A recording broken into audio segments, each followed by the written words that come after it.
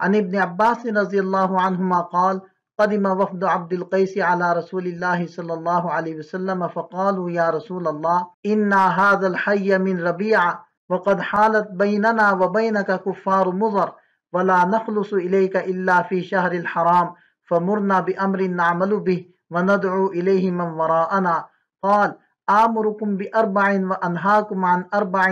الایمان باللہ ثم فسرها لهم فقال شہادت لا الہ الا اللہ وان محمد رسول اللہ واقام الصلاة وایتاء الزکاة وان تؤدوا خمس ما غنمتم وانہاکم عن الدباء والحنتم والنقیر والمقیر زاد خلف فی روایته شہادت لا الہ الا اللہ وعقد واحدہ۔ حضرت عبداللہ ابن عباس رضی اللہ عنہما ارشاد فرماتے ہیں کہ عبد القیس کا وفد نبی پاک صلی اللہ علیہ وسلم کے پاس آیا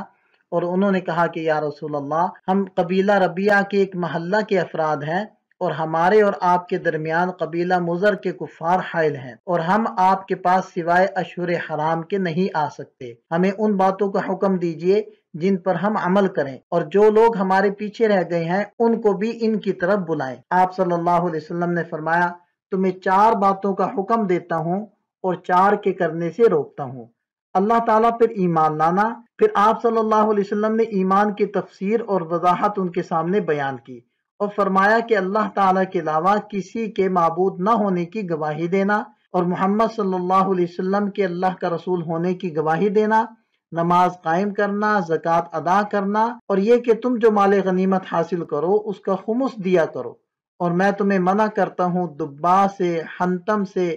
نقیر سے اور مقیر سے۔ خلف بن ہشام نے اپنی روایت میں یہ اضافہ کیا کہ حضور نبی کریم صلی اللہ علیہ وسلم نے شہادتین کی گواہی کو بتاتے وقت ایک انگلی سے اشارہ کیا۔ اس میں یہ جو ارشاد فرمایا کہ وعقد واحدۃ یعنی گنتی کی غرض سے آپ صلی اللہ علیہ وسلم نے ایک انگلی بند فرمائی۔ عام طور پر اس کا ترجمہ اشارہ سے کیا جاتا ہے۔